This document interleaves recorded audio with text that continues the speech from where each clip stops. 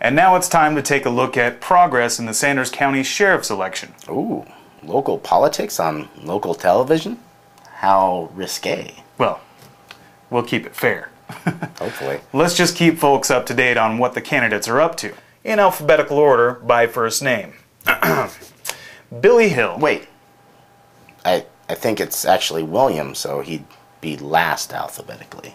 Right, but since he's a write-in candidate, we should probably use the spelling that they'll need to write on the ballot should they choose to vote for him. Good call. On Friday, September 24th at 6 p.m., the Plains VFW will be the setting for the Hill campaign's fundraiser and drawing of the raffle that Billy's been selling tickets for at Harvest Food and other locations. Prizes abound with chances to win art, guns, even gold. Gold? Yes, gold. Sweet. I also hear there will be an explanation from Billy Hill himself about all the debate about his previous service for various sheriffs throughout his lifetime. Won't this fundraiser mainly be attended by Hill supporters? Yeah, probably. Well, does he need to explain this to people who are already supporting him? Well, I also hear that he's invited those who dispute his service to be present, with any proof or documentation to discredit his claims of service. Oh, that should be interesting. If no opponents show up, he'll be singing to the preacher. You mean preaching to the choir? Yeah, whatever. So we're on to Doug Dryden now, right? Yes. The Doug Dryden campaign is doing things a bit differently and appealing to the people on the grassroots level. Really? Yes.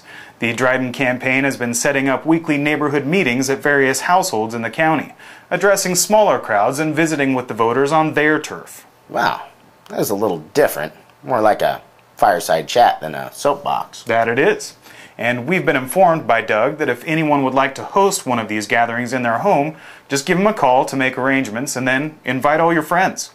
You can contact him by calling 826-2606 or via email at drydenforsheriff@gmail.com. In order to be an informed voter, you might check out his website, drydenforsheriff.com. There's also a lot of information there about his extensive experience, some of his goals for the future, and the man himself. All right. And how about the Rummel campaign? Well, they've got a fundraiser planned for Saturday the 18th at the Plains Trap Club from 10 a.m. to 4 p.m. They are inviting you to come on down and exercise your Second Amendment rights by shooting some guns. Nice. Yes. Guns and ammo will be provided for a small fee. Don't bring your guns for safety reasons. There will be trap, pistol, and rifle contests, a silent auction, chili, cornbread, and Frenchie's famous gumbo. They want you to come shoot the breeze, buy a plate of food, and rent some guns for an explosive good time. Does that explosive pun refer to the guns or the chili? A little bit of both, I suppose. Ooh. Well, speaking of lawmen, the Heron Players are proud to present their latest melodrama, Law and Disorder at the West End, an original script written by B.J. Lunnan. This play will be a series of vignettes based on real events, only the names have been changed to protect the guilty. A peeping Tom, a disruption at a senior dinner, yeah, maybe, a more healthy health club, and much, much more. See law enforcement at its wacky best. Friday and Saturday, October 8th, 9th, 15th, and 16th. Doors open at 6:30 p.m. and dinner will be served at 7 p.m. For a dinner menu, go to heronplayers.com. For those of you who can't make the Friday and Saturday shows, there will be a Sunday matinee at 3 p.m. on October 17th. To order tickets, call 847-2414 or 1-877-328-7659. We should mention it's the intent of the Heron Players to provide an enjoyable and affordable form of entertainment for the people of Heron and the surrounding areas, in addition to their stated goal of financial support for the Heron Community Center.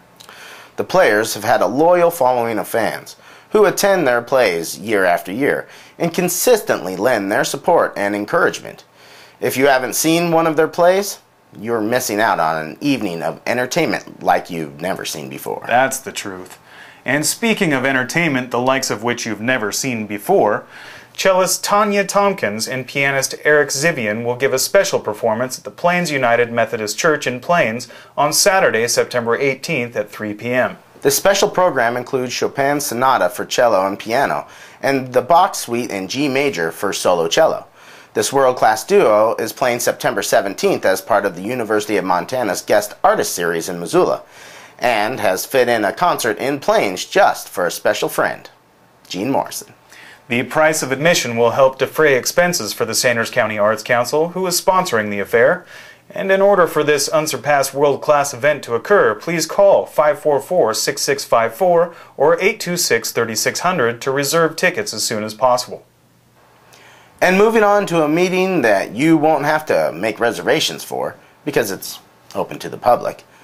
On Wednesday, September 22nd, from 6:30 to 8:30 p.m., special guest Senator Greg Hinkle will discuss the Montana Patient Protection Act and its relation to elder abuse and physician-assisted suicide, or aid in dying, at the Thompson Falls Senior Center at 1191 Mount Silcox Road.